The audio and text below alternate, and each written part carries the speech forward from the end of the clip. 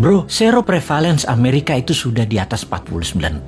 Gila banget nih negara. Informasi ini datang dari seorang sahabat yang 10 tahun terakhir mengajar di sebuah kampus ekonomi di sisi timur Amerika. Dialah yang mengajari Bosman tentang MMT, Modern Monetary Theory. Beliau juga sahabat dari Stephanie Kelton, pejuang konsep ekonomi modern MMT ini, di mana konsep MMT ini dipakai Amerika, namun yang diajarkan di kampus beda dengan yang Amerika pakai. MMT juga dipakai di Tiongkok, Jepang, Jerman, Inggris, dan saat ini Turki serta Argentina mengadopsinya.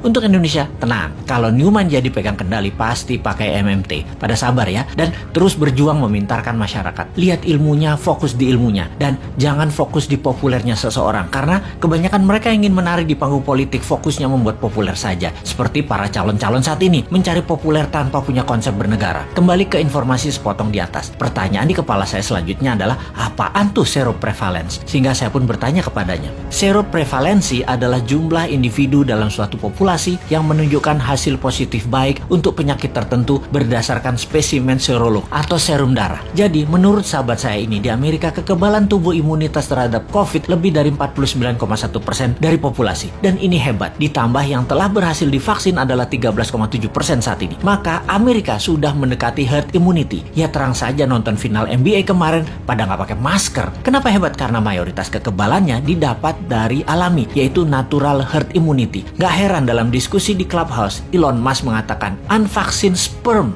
50 years from now are more precious than gold. Yang dalam arti sederhananya adalah sperma manusia yang tidak divaksin lebih tinggi nilainya dibanding harga emas 50 tahun lagi. Oke, wis jangan dipercaya omongan Elon Musk. Itu hanya omongan manusia oportunis. Sing bener pejabat saat ini, maha bener. Kita harus dukung terus demi utuhnya NKRI sampai masanya Newman tiba. Sing sabar ya. Kalau pandemi corona adalah bencana alam natural disaster, maka sesungguhnya kesembuhan alami adalah herd immunity natural juga untuk mengalahkannya. Sungguh, strategi yang terbaik adalah dari alam oleh alam. Kalau COVID adalah man-made disaster. Ada dua strateginya. Nego dengan yang mengendalikan dan ikuti maunya mereka. Atau tantang mereka. Tantang perang puputan. Tantang perang sampai mati. Pakai vaksin sendiri. Pakai imunoterapi. Pokoknya jangan pakai vaksin asing aja. Wani ora. Kalau nggak berani ya seperti saat ini. Ikuti aja protokol globalis. Dilanjut oleh teman saya tadi. Jadi kalau Amerika pakai vaksin mengatasi herd imunitas secara mayoritas itu hoax. Itu hoax. Bener. Pakai vaksin. Tapi hanya minor. Hanya palingan 20-30%an saja, yang 30%an nanti yang alami. Amerika pakai natural imunitas terbanyaknya. Lalu saya bertanya, kalau Tiongkok menangani COVID pakai vaksin ya? Dijawab olehnya, belum tentu. Tiongkok itu rezim komunis, gak ada transparansi dan akuntabilitas bagi siapapun dari luar negeri bisa mengakses kebenaran informasi yang Tiongkok berikan. Siapa yang bisa memverifikasi berita kalau society dibungkam di sana? Banyak ahli-ahli luar Tiongkok mau fact finding masuk ke Tiongkok, gak bisa, ditolak Beijing. Sebaiknya kita tidak consider data Tiongkok sebagai data utama. Semua data dari Tiongkok itu dari pusat partai komunis. Semuanya dialterate, diubah sesuai untuk kepentingan propaganda yang menguntungkan Tiongkok. Bisa saja ternyata Tiongkok juga pakai natural herd immunity, namun dipropagandakannya pakai vaksin. Taunya Tiongkok menyehatkan warganya dengan multivitamin dan mineral, sementara vaksin diekspor keluar sebagai dagangan internasional. Jadi Tiongkok kayak Amerika juga. Jangan-jangan 60%-nya pakai natural herd imunitas, sisanya vaksin. Siapa yang tahu? Banyak negara tergocek globalis cabal agar pakai vaksin mayoritasnya, yang natural imunitasnya dibatasi. Memang tidak deadly atau mematikan menggunakan vaksin itu. Vaksin faktanya memang mengurangi fatality kematian, tetapi sisi lain ya kita jadi korban ekonomi, jadi miskin, kita jadi buyer beliin vaksin terus. Ya semoga salah lagi nih data dari Tiongkok dan globalis kali ini. Tapi data seroprevalence yang dari Amerika mah bener.